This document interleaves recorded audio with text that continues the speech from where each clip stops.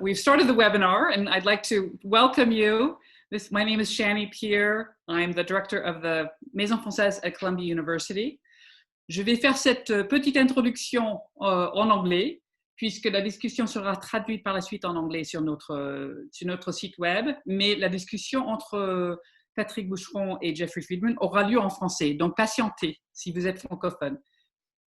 So I'd like to welcome all of you to this virtual conversation between French historian Patrick Boucheron on the topic Machiavelli Now, Machiavel aujourd'hui.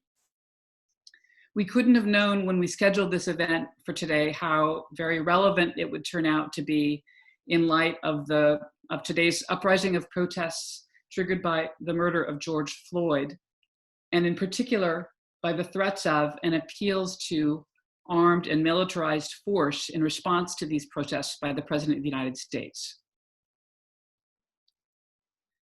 Today's conversation will focus on two books by Patrick Boucheron in particular, and we'll link them to today.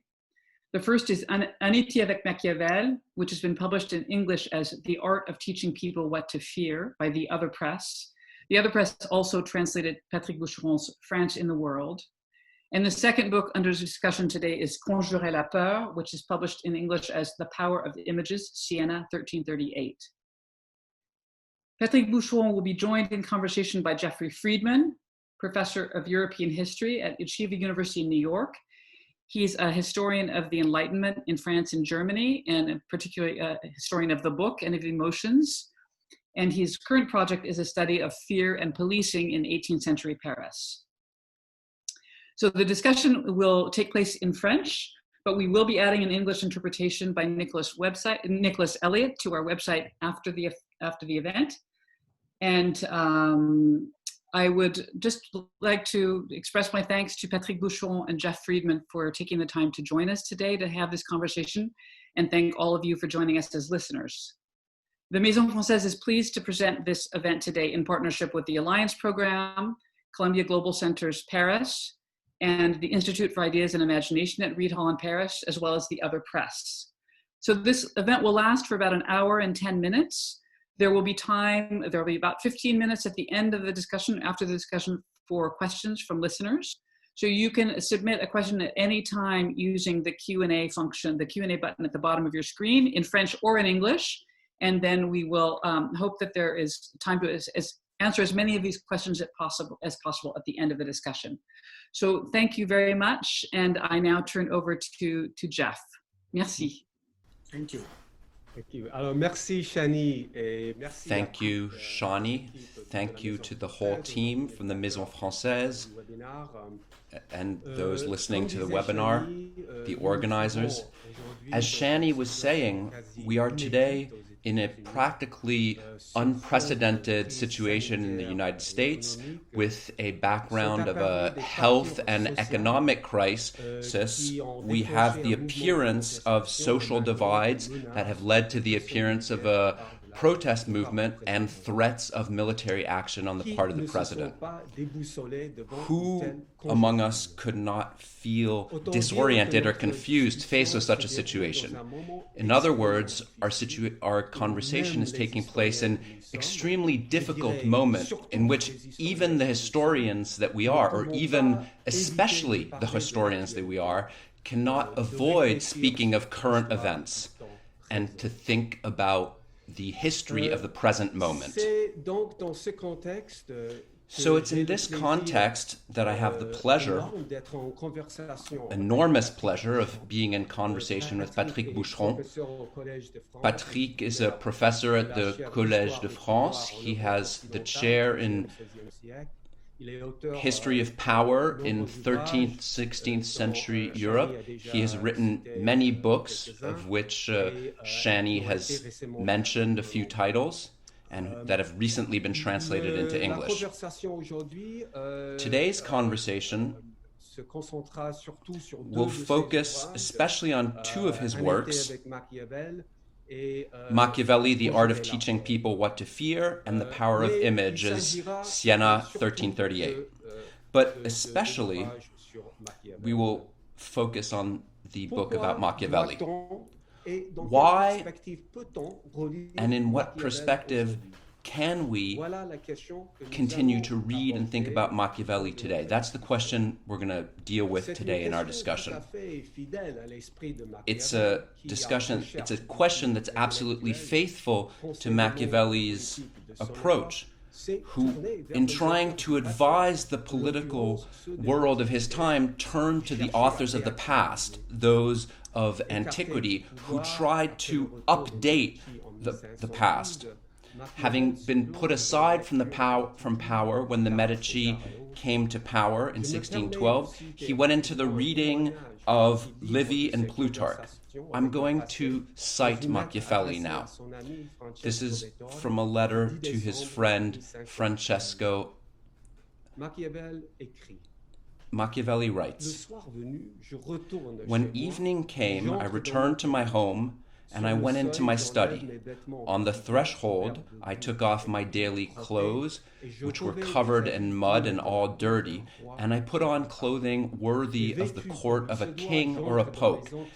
Dressed as I should, I went into the courtyard and found myself welcomed by the ancients. And there I was not ashamed to speak with the ancients, to ask them the reasons for their acts, and them, out of humanity, they answered me. And for 4 hours, I felt no boredom, I forgot all worry, I did not fear poverty, death did not frighten me." We are now, in a sense, in the position of Machiavelli, though our clothes may not be worthy of the court of a pope, at least not mine, since I'm in confinement. We are more or less confined at home, and we're trying to understand a political world, that of Trump and Brexit, that is as disturbing, disconcerting as that of Florence during the wars of Italy. Patrick Boucheron, do you think that in our confusion we should turn to Machiavelli? Why Machiavelli? Hello to everyone. To start with, I'm very happy to be speaking with you. I understand that this is a difficult moment on both sides of the Atlantic, particularly in the United States. Allow me to tell you also that I am with all my heart with you, and we would like to speak about other things. We may be worried about other things, but as you said it so well, Jeffrey, the reason we follow Machiavelli, if we follow him, we must understand that he himself, as you said, he was disorientated. Whenever he was disoriented, he tried to find true north. He tried to find it through the ancient writers, those he called his dear Romans. He tried to find a compass in them. And I would say that if indeed we're frightened by the possibility that the situation politically gets out of our hands today, then it's the right time to read Machiavelli. Historically, Machiavelli, in terms of his diffusion, is a difficult author. Each time there's a storm on the horizon, that's when we start to think about Machiavelli, or to think with him, sometimes against him, to be outraged ultimately by what he might have written that was cynical or provocative, but ultimately one cannot do without Machiavelli. In this little book, which came out of a conversation that I had done on a public French radio in the summer of 2016, I reminded my readers that the great moments of reading Machiavelli were moments of crisis, what are known as Machiavellian moments. In Europe, We have the wars of religion, the revolution, which you know so well, Jeffrey. In other words, the moment when the question of the relationship between fear and security starts to change, that's what we'll have to talk about. Of course, the 1930s, and naturally, all the moments where, as Raymond Aron said, a booted Caesar, in other words, the fear of a Caesar wearing boots, the boots of military dictatorship. As soon as the fear of an authoritarian power arrives, that's when we hang on to Machiavelli. We hang on to it like a compass. We hang on to it like a life jacket when everything is topsy-turvy. You're right to say that ultimately he is a writer who himself was looking back. The first time I studied Machiavelli, it was in a little book about Leonardo da Vinci and Machiavelli. This was around 1502, 1504 in Florence. At that moment, Machiavelli was confronted with something he didn't understand and which he reproved and which frightened him. That was political violence. He is following Caesar Borgia, who was a tyrant, who was by force and by cruelty, without any scruples, was carving out a kingdom for himself in the heart of Italy. The less Machiavelli understood, the more he went looking not so much in Livy, but in Plutarch, in other words, the Roman author of the parallel lives. So you're right, Jeff, to say that ultimately what I'm interested in is less Machiavelli himself, but his power to update, to always be read in the present and maybe even in the future. Why? Let me even go further. Everyone knows among political leaders, all of them have been able to lean on Machiavelli. If we take, for instance, the Italians, the major Italians, whether it's Mussolini, Berlusconi, or Bettino Craxi, all of them at some moment or other have written a preface to the Prince, which is a way of saying we're strong, we're powerful.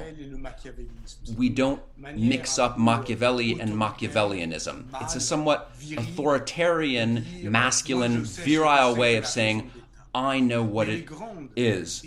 I know what the state policy is. But the great and beautiful readings of Machiavelli are not those of the winners who think they're winners. They are those of the losers. That of Gramsci in prison, who reads Machiavelli to understand what he had missed, what he had failed, to understand where the blows had come from, to understand in a way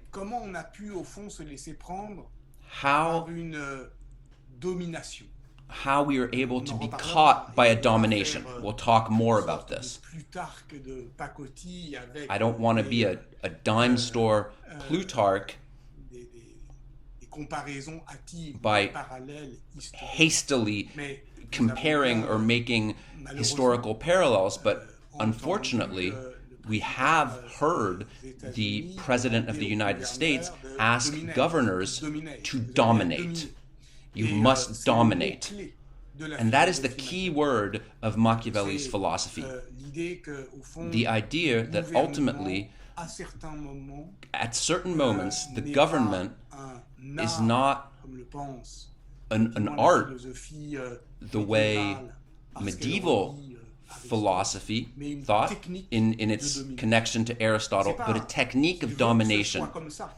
It's not that he wants it to be that way. It is that he is observing that at some moments that is how it is. And the Machiavellian moment is the moment when, in a certain way, it becomes urgent, burning, to name things, to say with precision, what is coming.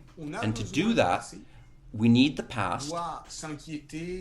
We must worry about and be concerned with historical reference. We must lend an ear. We must ask ourselves about the vocabulary of political leaders. What comes back? What past can we hear in that vocabulary? And at the same time, as a historian, one must understand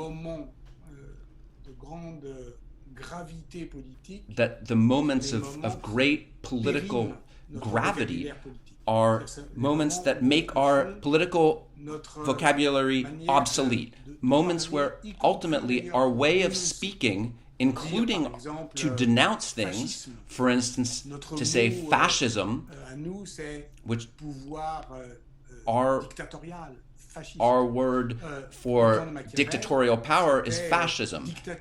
In Machiavelli's time, it was dictatorship, tyranny. He understands that there are moments when words get worn out and we need to come up with new ones. Patrick Boucheron, you say that the great thing about Machiavelli is that he names things as they are. Do you think that there are periods that are particularly generative of that kind of lucidity?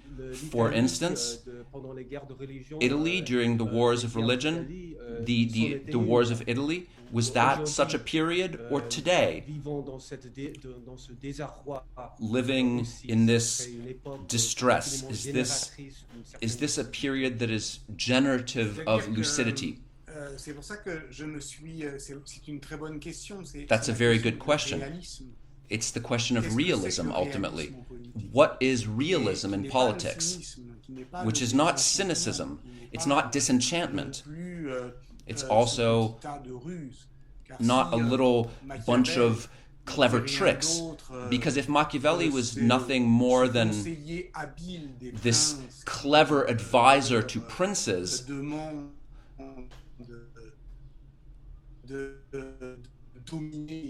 who asks them to dominate in a cruel and hidden way, we wouldn't be interested. He is the person who explains the entire political philosophy with which he thinks. In other words, the major categories. The major categories are becoming obsolete. To think politically in the Middle Ages was to categorize. To say there are kings and there are tyrants. There is government and there is domination. We would say, in this case, there is democracy and then there's oppression. An elected president cannot ask governors to dominate. If he does that, then what happens? It means that our categories no longer work. We have a tool in our hands that is broken. And so we have to rename things, not letting ourselves be impressed by the categories. Yes, it seems to me that, to answer your question, Jeffrey, that the period was right.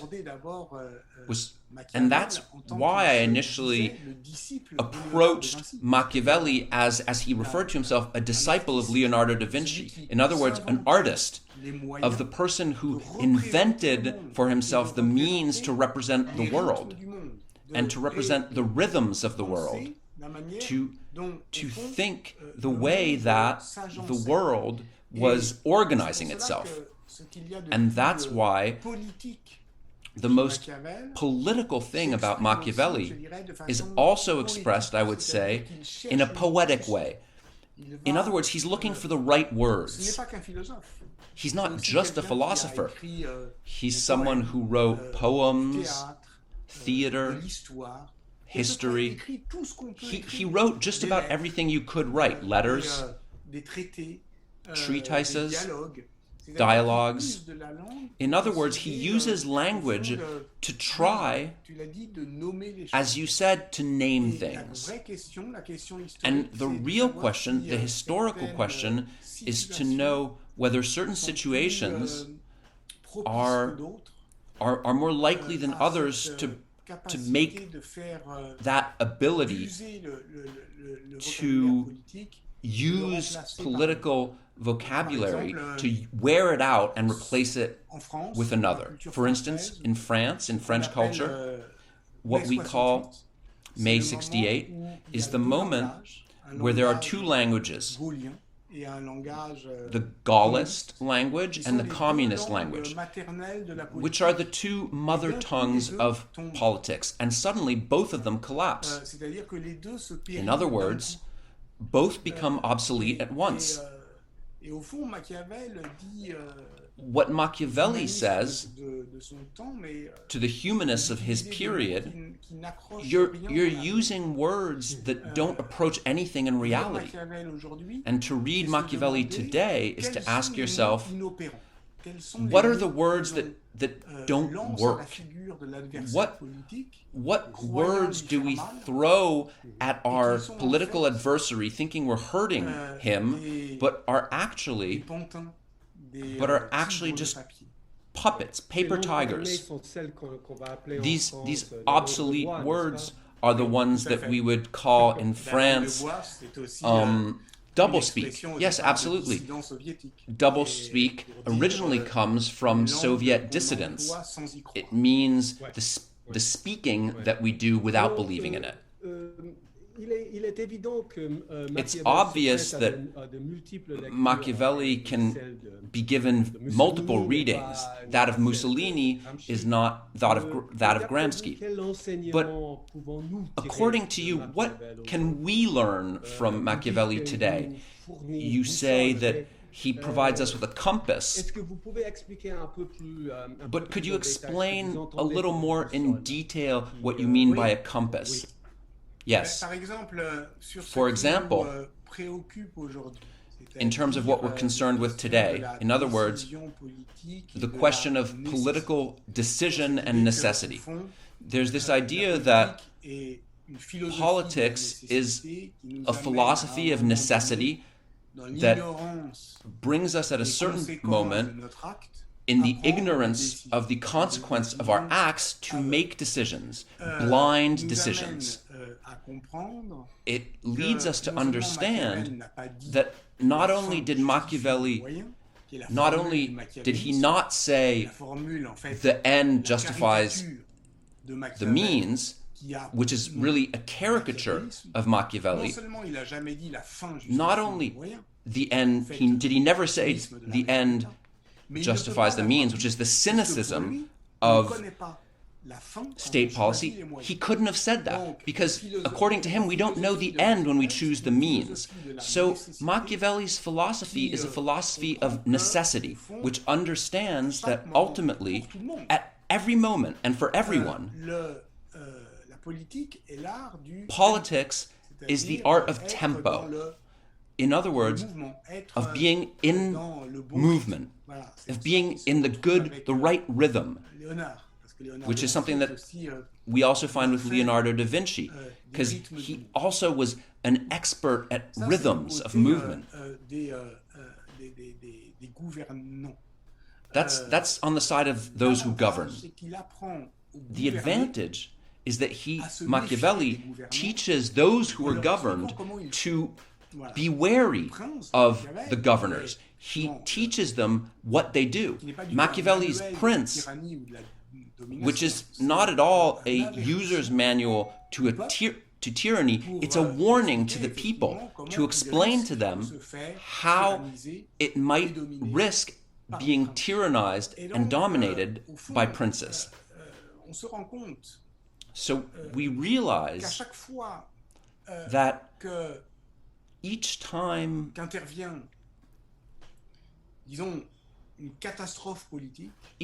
there's a political catastrophe, it's because we misread the intentions of the person who ultimately was not at all a concealed prince, but was doing what he said he wanted to do, but we didn't believe him. We didn't take him seriously.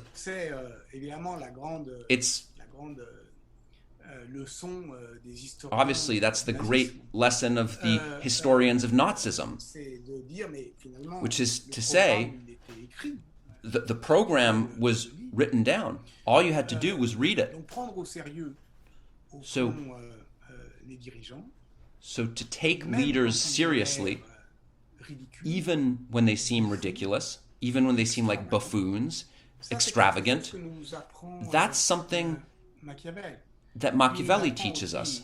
He also teaches us something more powerful, which is that we shouldn't expect those who govern us to be virtuous. We shouldn't wait for that to impose the Republic. The Republic is not the regime that is born of beautiful principles, that is born of virtuous legislators, lawmakers. It is the balance of power that is established between those who want to frighten and dominate. When those people are dominated by the fear that they can have of more powerful opposition. That's why Machiavelli described the tyranny of princes, but is a theorist of the Republic. What he calls the Republic is the balance of power that is established between those who dominate and those who are dominated. And if those who dominate have nothing to fear from those who are dominated, then we're not in a republic. That's where Machiavelli says the republic is not born of virtuous lawmakers, but what he calls the humors, like in medicine, Hippocratic medicine, in the balance, the equilibrium of the passions. Now that's very interesting to us today because we see that there's a lack of balance, a disbalance. There's a brutal militarization of force on the one hand, and on the other, we're disarmed. And so then, indeed, we're not in a republic anymore.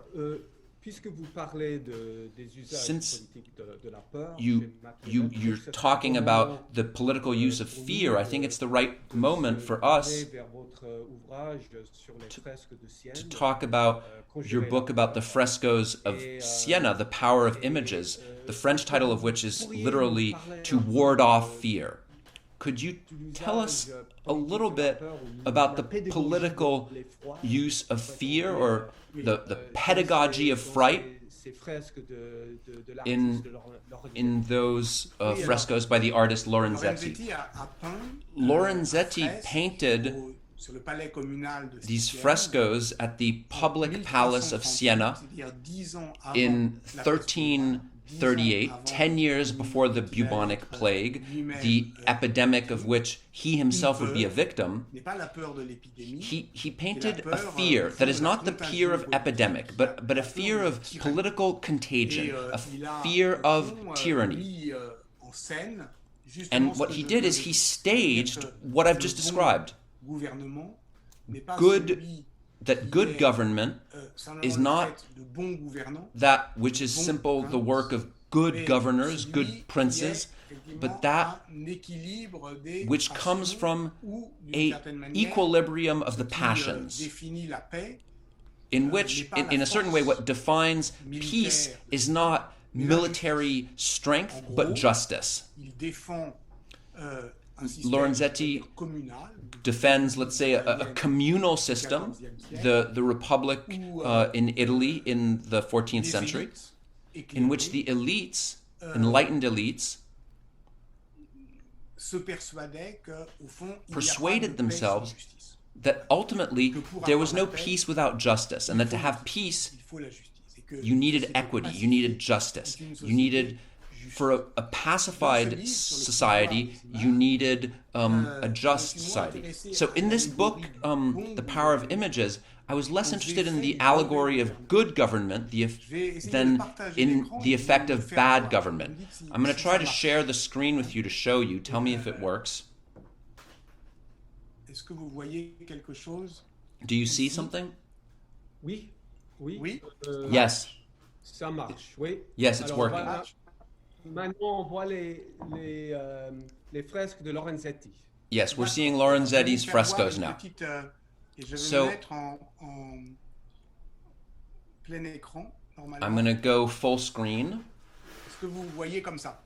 Do you see now? Très bien. Yes. C'est parfait. Great. Très bien. Perfect. Alors, je vais vous faire voir 2-3 images. So I'm going to Nous show you sommes, 2 or 3 dans le palais images. public de, So we're in the public Sienne.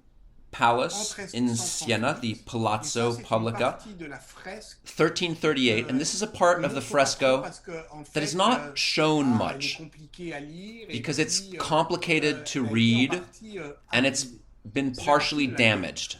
This is the part about war. What you see here is war in the countryside. We see an army that's not very clearly defined. It's kind of a ghost army tumbling down the hill. We see houses on fire, and especially, we see that what is defined here is Timor. You see the Timor? That's why I called the book To Ward Off Fear, which is that when we go into this room, we face this fear. What's terrible for us is that this fear is that it takes on the shape of what we later recognize as that of death from the bubonic plague, which Lorenzetti would himself experience, which is this woman in black with a sword, etc. Which, what it says is that where there is fear,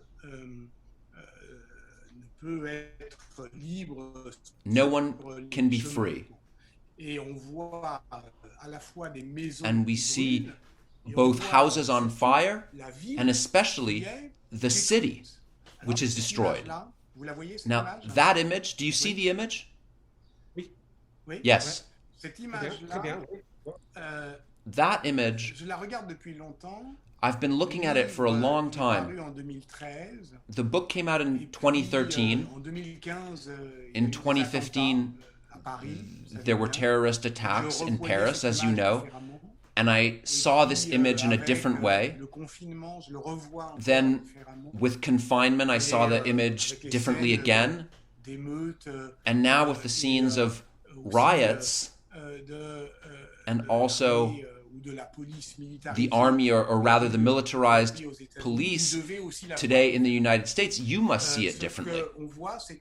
What we see is that war was very far away. It seemed like a white threat, indistinct, and suddenly it's in the city.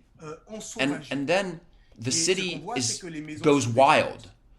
What we see is that the houses are destroyed. The city is depopulated. We see soldiers attacking a passerby. A woman is being attacked by other soldiers. A man is on the ground and dying. This is a horrible image because ultimately, if you talk about bringing up to date, this image of the 14th century, but what Lorenzetti probably had in mind were images of the Civil War in his country. But this image has a power of being up to date, of being contemporary, which is that this city is at war because it is unjust. And all of that is somewhat vague. But if we go on the side of the principles of bad government, we understand what is happening. Here, the allegories serve to explain the scene of desolation. Why are we experiencing this? Why is the city becoming this field of violence and ruins? Because there's tyranny. There is a tyrant. But the tyrant masque blême, un peu has this clownesque, pale, clown-like grotesque. mask. We don't really believe in him. It's J'ai grotesque. fait cours au Collège de France. So naturally, en 2017. when I taught at the Collège de France in 2017 about this image, it was the period of the election of Donald Trump. And so then there was another parallel that appeared, and which I drew on by reading Michel Foucault, who talks about the grotesque element or mechanism of power, which means that when power reaches this level of outrageousness, of ridicule, there is a grotesque element to power, which is that it's not a weakness. In a way, it's a terrible effectiveness that power has to caricature itself. And so I say that it's not, the question is not so much to say this tyrant is a clown, but to see that at his feet, justice is tied up. Justice is a woman who is being attacked, who is being outraged. Justice is a body. Justice is a woman. It is a body that is being dragged, that is on a leash, that is being outraged. And I just, in closing, I want to show you this image, which is to the left of the tyrant, which says everything about this tragic sequence. There are three allegories. The first, which is on the left, is a kind of animalization of violence, furor. The second in the middle is division, divisio, and the third is war. And what do these three characters tell us? That if justice is tied up, ignored, and at the feet of the tyrant, then fury, anger arrives. The anger of the people. With, on the left, this animal carrying a stone, and in the right hand a dagger, and the animal is going to attack the public building that we saw earlier. What we saw earlier, the city in ruins, is an insurrection, a riot. That riot explains and is explained by division. And in the middle we have this figure of division, which is white and black. So naturally when you see that today, you think it's the division between whites and blacks in the communal sense, but as it happens, the coat of arms of Siena was white and black. But this figure of division is wearing on her dress yes and no. And it's not the yes and no of dialectic, it's the yes and no of indecision. And that division, which is in fact the division of society, fractions, it is mutilating itself. Division is cutting off her own arm. And once there's division among the elites, then there's war.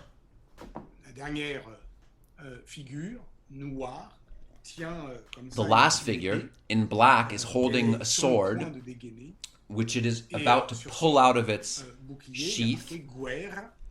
And on the shield, one can read guerra, which means a kind of darker Germanic war. If you're unjust with the people, if justice is tied up,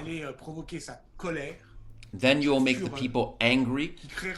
Its fury will emerge. That will create division inside the country. And that will be followed by war. You show very clearly how Lorenzetti put political ideas in the images. But perhaps since we don't have so much time left, in closing, I would have liked to bring the discussion back more specifically to the subject of fear, which is in the title of your book, To Ward Off Fear in French. But so you're saying warding off fear, banishing fear, and yet we're trying to ward off fear of pushing it aside by showing terrifying images. How do you explain that paradox, it seems to me, that we use fear to ward off fear? Because that's exactly it. What's interesting is that Lorenzetti, in 1338, when he was painting this to say there's a risk of tyranny, and you're not scared of it enough. It's like Bertolt Brecht, who in the 1930s wrote Fear and Misery of the Third Reich, which says it's written down. There's someone who wrote Mein Kampf, and that book, read it. He can do what he says he's going to do. What's interesting is that the discussion we've had today, is the discussion we're having right now, is fundamentally a Franco-American discussion. And in fact, I had it with one of your colleagues, a political historian, Corey Robin, who wrote A History of Fear.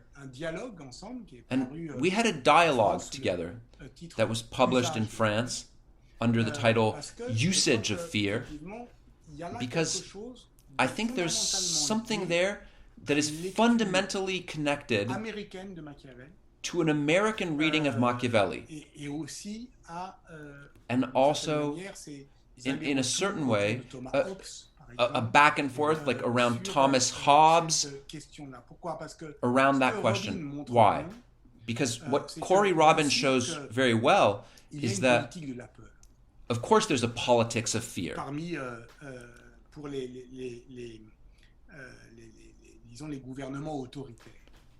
For authoritarian governments. And he was writing this after the Patriot Act, and indeed with this idea that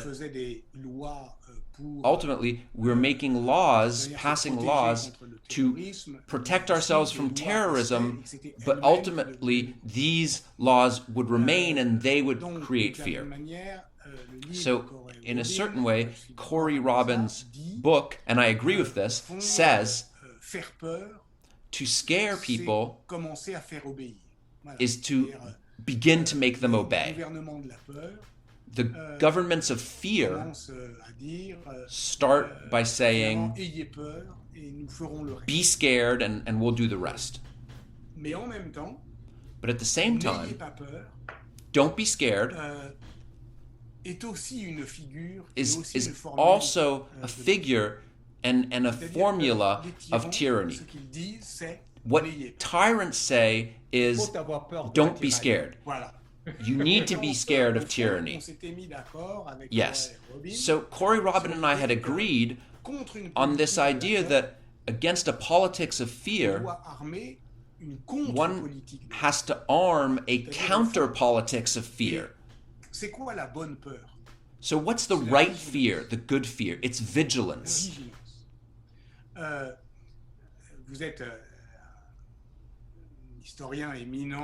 You're an eminent historian of the Enlightenment, Jeffrey. This ability of Enlightenment philosophy to protect itself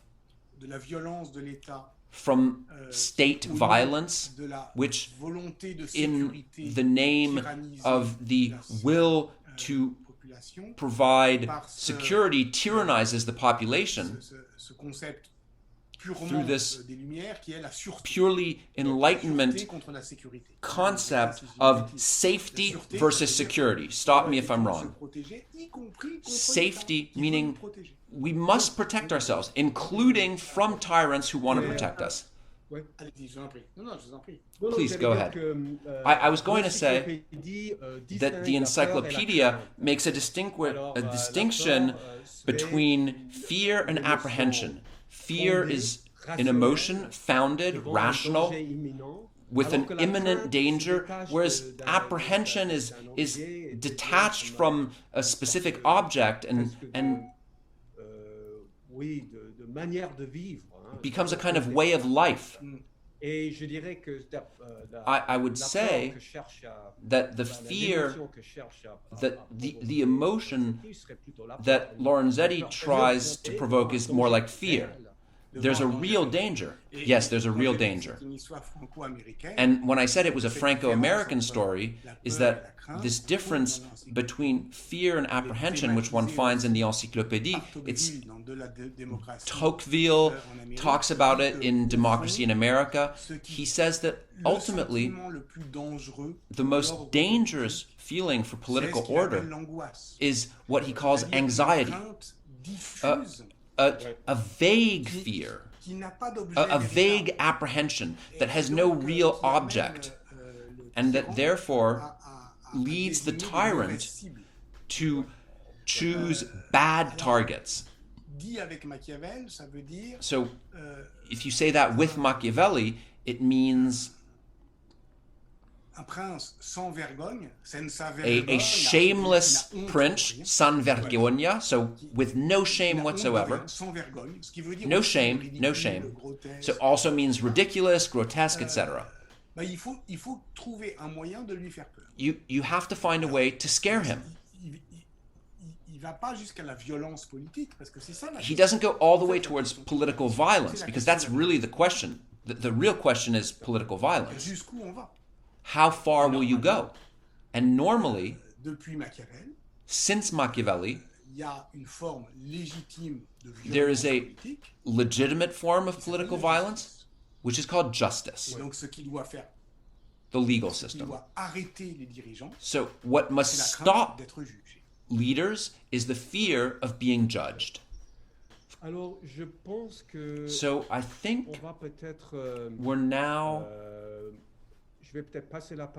I'm now going to let Shani speak. Shani, vous êtes là? Shani, are you here? Et je sais pas si est-ce qu'il y a des questions. Are there questions? Oui, il y a déjà une question et c'est le Yes, moment there's de already a d'inviter question, nos and autres, this is the moment to invite our other listeners to ask a Q&A question button en bas. by using the Q&A button, if you have a question. First of all, I'd like to thank Patrick and Jeff for this fascinating conversation, which has so much more to say about our current situation than I would have thought.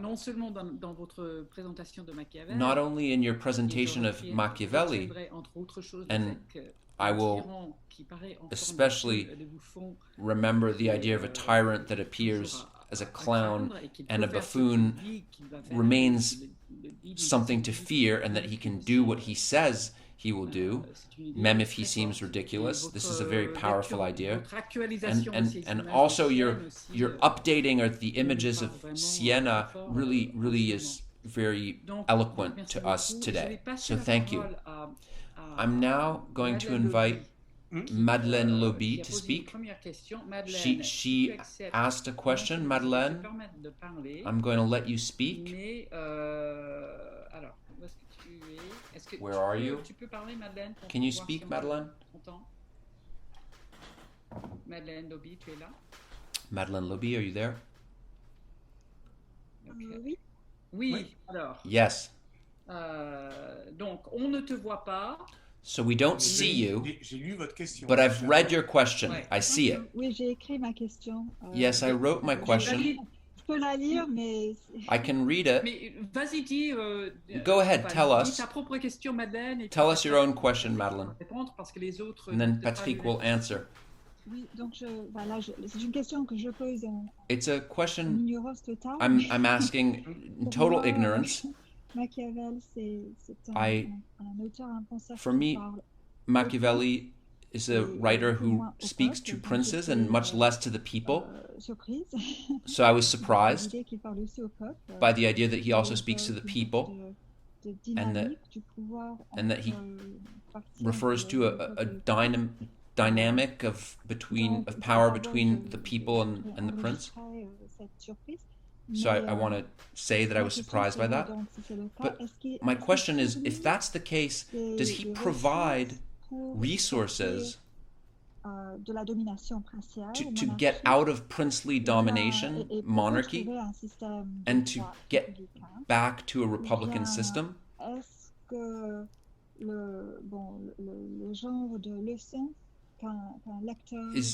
Is there the kind of lesson that a popular reader would be able to get from reading that would remain a critique of monarchy? Are there resources in Machiavelli to get out of the princely or monarchic system? Yes, thank you, Madeleine, for this question. And thank you also for what you wrote. I'll answer to both. Machiavelli is an ardent Republican. That's that.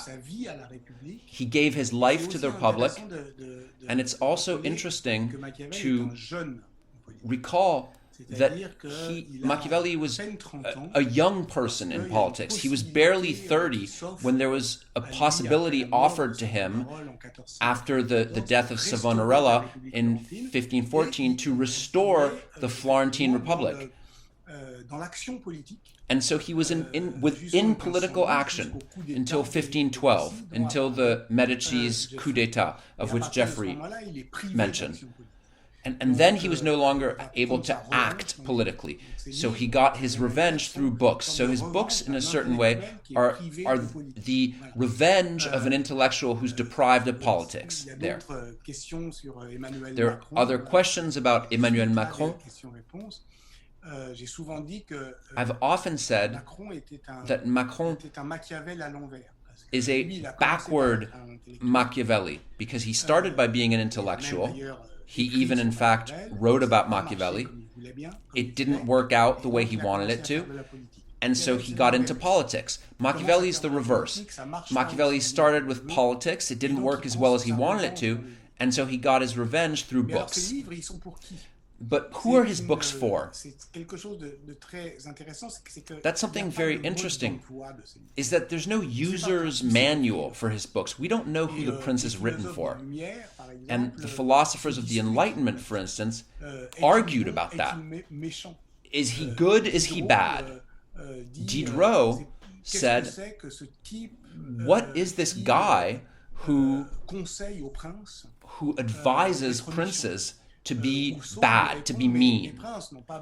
Rousseau answers, princes don't need to be advised to be bad or mean. They do it themselves very well. No, what he's doing is warning the people that princes can be bad or mean.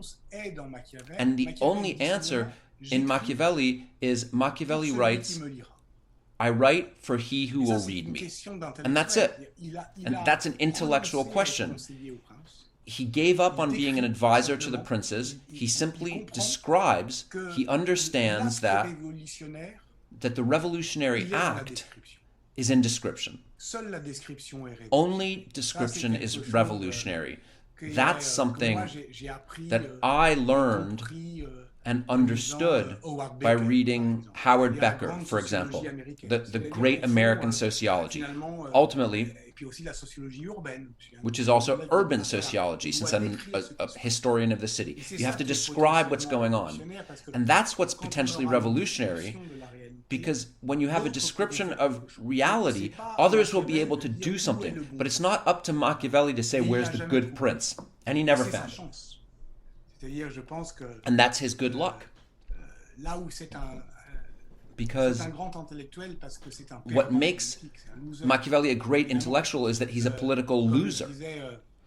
As Hobsbawm, the great English Marxist historian, said, nothing sharpens a historian's mind like defeat. That's also that's important in Machiavelli. To answer your question, he shows that ultimately, gagne ne saura someone who jamais pourquoi wins il a gagné. will never know why he won. Donc il est d'une certaine manière In ivre a de sa certain way, that person is C'est pourquoi, drunk les on his princes, victory. And that's si why doués pour princes, conquérir le pouvoir, however gifted they sont may si be peu for doués pour s'imaginer getting power, pour le conserver. are so not gifted Parce for qu'ils sont retaining ivres de- power, because they're drunk on their power. Inversement, celui The reverse, qui est battu, qui est he who has been peut être defeated assommé par sa défaite, mais can peut be aussi knocked out by comprendre his defeat, but can also understand why he lost. That's Gramsci in prison, reading La chance de Machiavelli. c'est Machiavelli's qu'il good n'a luck jamais connu un is that he never prince à la knew hauteur de ses ambitions. a prince who was at the level of his ambitions. Had he known him, he would have become Malraux, André Malraux. The tragedy of intellectuals is to put them at the service of someone who likes them. Machiavelli tried to admire someone, but he never found someone, and that was his good luck, his good fortune.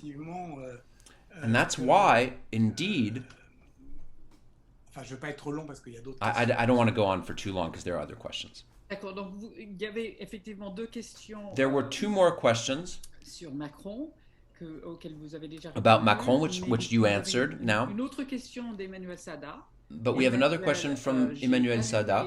Je t'ai donné le droit de parler. Est-ce Emmanuel, que you tu can peux, now speak. Unmute yourself si tu es muted et poser ta question. Voilà. Go ahead and ask your question. D'accord.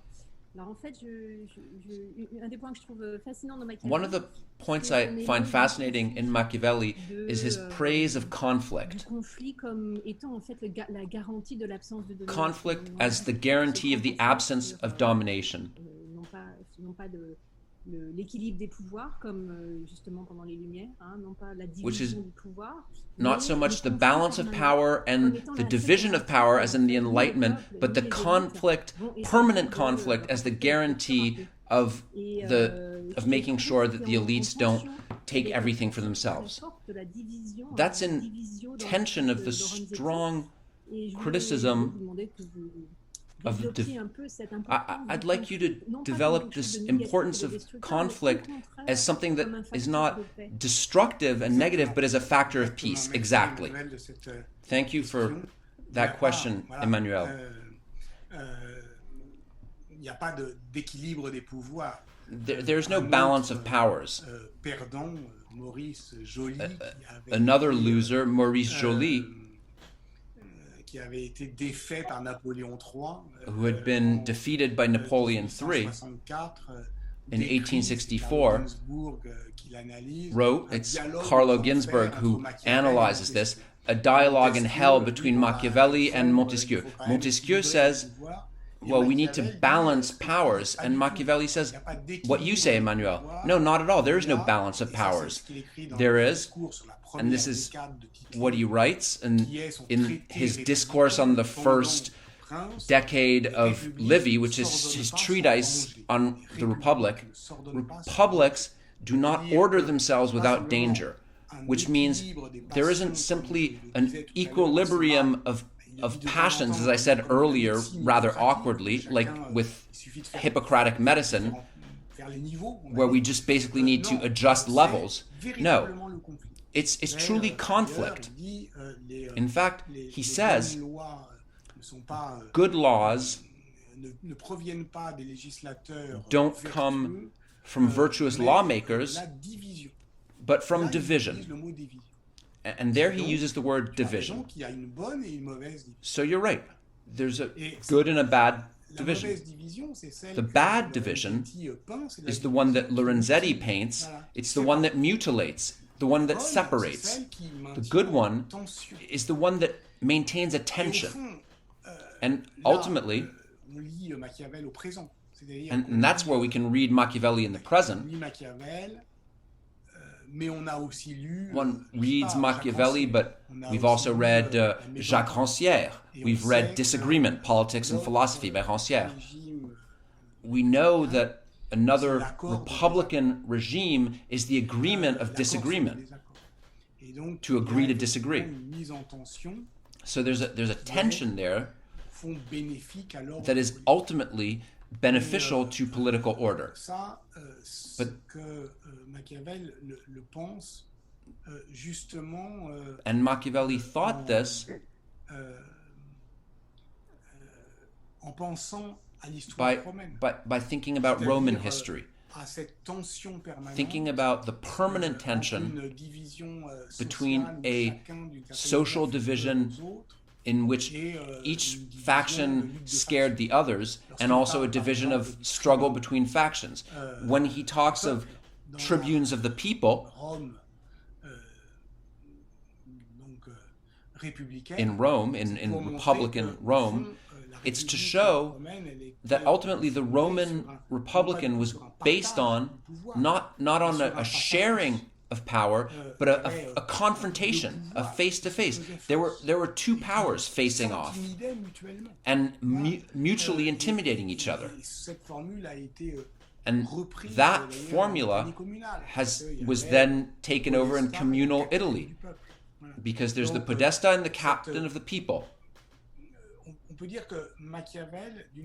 One can say that in a certain way, Machiavelli,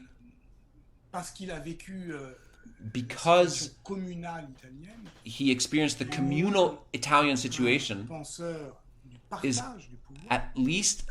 less a thinker of the sharing of power than the plurality of power. In other words, it's not just sharing in the sense Montesquieu has, it's truly a plurality of powers. And where it becomes interesting is that we can do a modern reading saying what he's describing is not only a political regime, it is the political. It is society as a political field. Merci beaucoup, Patrick. Je pense Thank you, Patrick. Nous devons bientôt terminer, I think we have to soon bring our conversation to a close. Je voulais demander Une autre question, oui, pardon. We have another question. There were two more questions about Macron. Donc, je pense qu'on peut peut-être passer I think we can à la conclusion. Vous demandez si move vous to the avez un conclusion dernier mot à and to partager ask you avec if nous. you have some last words for us. If Machiavelli were here, would he have some advice to give us in the face of the current tyrants? Ça peut être au pluriel ou au singulier. It can be plural or singular tyrant. Au fond, j'ai été très heureux de It's partager. true. I was very happy to share this moment with you, because it reminded me, and maybe my enthusiasm showed this despite myself, that my body expressed this, that for me, I never have the impression of working on Machiavelli, but working with Machiavelli, by which I mean that he is a fellow traveler, a brother in arms. He's a fellow traveler for bad times. There are books that you pick up again when things are going well because it feels good, and there are books you pick up again when things are going badly because it can really help you. And for me, I find that reading Machiavelli is already very unpleasant. It's destabilizing. It accompanies me when my certainties are being shaken. Machiavelli doesn't write slogans, he doesn't write solutions, but he is a writer who also helps us to ward off our fear by vigilance, in other words, a kind of attention to words, to the power of words, to the fact that bad government is first an impoverishment of language. We make fun of Donald Trump's tweets, but it's more profound than that. When language is attacked to this degree, when you attack, in fact, the political's discursive ability, because this ability this ability to read in the declarations and statements of our political adversaries what they might do, well, they have to do it in a language that we share, in a language that we can understand. And we don't have grammar. When we don't have grammar, what do we do then? That's something very deep. Any authoritarian regime, and we've known this since Victor Klemperer, starts by attacking language. It degrades language. It deteriorates language. It wears words down until they don't mean anything anymore. And that's why reading Machiavelli can be soothing, consoling for intellectuals like ourselves, because we understand that we're not totally losing our time, even if we don't have solutions, to cherish words, to think in other languages than our own. And I'd like to thank you for allowing me to speak French, because I know it's an effort, and I really thank you. But that also helps us. That helps us to not be locked in. Machiavelli was bilingual. He spoke Italian, he spoke Latin. And in translation, something appeared, something generous and funny. He was funny. He's provocative. He makes jokes. That's also a lesson, perhaps, today. We may not much feel like laughing today, but to think that the degradation of language also happens through the impossibility of playing with words. And that, when that's taken away from us, there's something very deep that's taken away from us. We're being deprived of something very deep and very human. And it becomes very dangerous. That's what I mean, is that Machiavelli helps us to ward off danger, to look out for danger. Of course, in this case, we know that the situation is danger. We can see it. In the world and in the United States, we can see it. But what we can also see is the sequence of events. It's dangerous because it fits into a chronology with what comes before, the epidemic, what comes after, the election. All of this creates a sequence, a chronological sequence. That's what maybe touches me the most.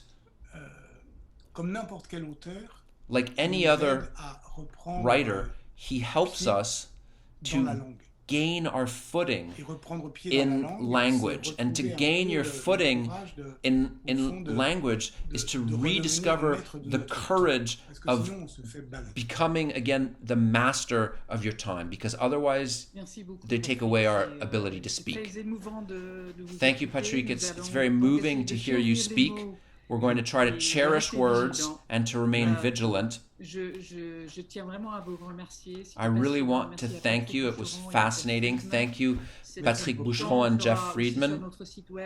This will be on our website in French and in English. If you've enjoyed this discussion, please share it with colleagues and friends. Thank you all for having joined us. Remain vigilant. Thank you. Bye.